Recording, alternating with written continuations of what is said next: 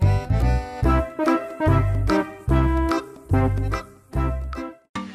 chào các em. Các em ơi, sắp đến ngày 20 tháng 11 rồi đấy. Các em sẽ tặng thầy cô mình những món quà gì nhỉ? Còn chị sẽ tặng cho thầy cô một món quà, đó là một bông hoa được làm từ giấy đấy. Nào, bây giờ chúng mình cùng bắt đầu nhé.